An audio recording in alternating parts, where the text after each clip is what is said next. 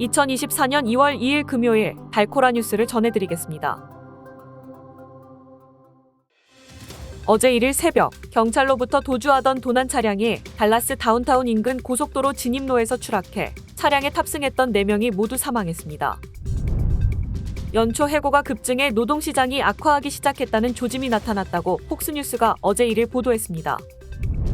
공화당 대선 경선에서 초반 2차례 연속 승리한 도널드 트럼프 전 대통령이 사우스캐롤라이나주에서도 앞서고 있습니다.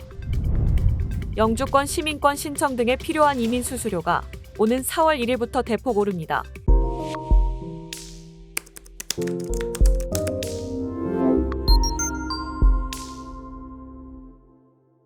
어제 1일 새벽 경찰로부터 도주하던 도난 차량이 달라스 다운타운 인근 고속도로 진입로에서 추락해 차량에 탑승했던 4명이 모두 사망했습니다.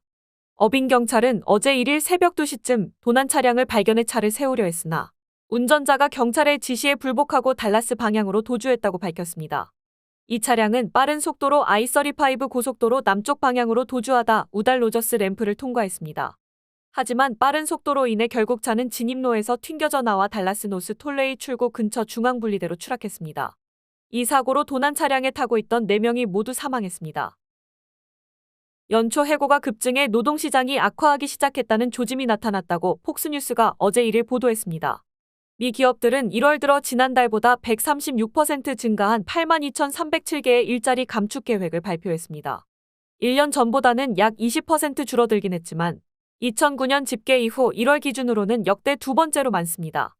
앤디 챌린저 수석 부회장은 인력 감축은 자동화 및 인공지능 AI 도입 증가로 가는 전략적 변화에 영향이 컸지만 기업들은 해고 목적을 비용 절감이라고 밝히고 있다고 분석했습니다. 한편 분야별로는 금융권이 약 23,000명을 자르겠다고 발표해 가장 많았습니다. 또 테크 분야 15,000여 명, 식품 생산업 체육 1,000여 명 등 각 분야별 직원 수 감축도 적지 않았습니다.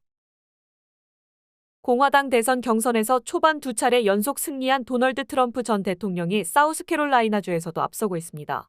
몬머스대가 지난달 26에서 30일 사우스캐롤라이나 공화당 프라이머리 유권자 815명을 대상으로 여론조사를 실시해 어제 1일 공개한 결과에 따르면 트럼프 전 대통령의 지지율은 58%, 헤일리 후보는 32%로 두 후보 간 격차는 26%포인트였습니다.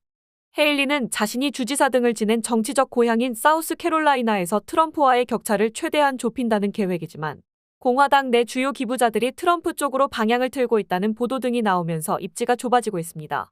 사우스캐롤라이나주 경선은 이달 24일입니다. 영주권, 시민권 신청 등에 필요한 이민 수수료가 오는 4월 1일부터 대폭 오릅니다. 먼저 시민권 신청 수수료는 현행 $640에서 $760로 기존보다 19% 오를 예정입니다. 시민권 증서도 기존 $1,170에서 $1,385로 18% 인상됩니다. 또한 영주권의 경우 마지막 단계인 신분 조정 신청 수수료가 현행 $1,140에서 $1,440로 26%나 오릅니다.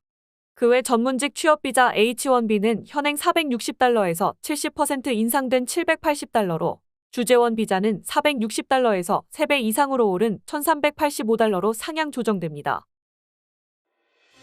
단신 뉴스입니다. 윤석열 대통령이 오는 7일 언론사 단독 대담을 통해 새해 전국 구상을 밝힐 것으로 알려졌습니다. 국민의힘은 2일 이민정책 전담 조직인 출입국 이민관리청 신설을 골자로 한 정부 조직법 개정안을 당론으로 발의했습니다. 이스라엘과 팔레스타인 무장정파 하마스 간 교전이 이어지는 가자지구에서 보호품을 받으려고 모인 민간인들이 공격받는 사례가 또 발생했습니다. 화강암으로 피라미드 외벽을 재포장하는 이집트의 피라미드 복원 프로젝트를 놓고 논란이 한창입니다. 지금까지 2월 2일 금요일 달코라 뉴스였습니다.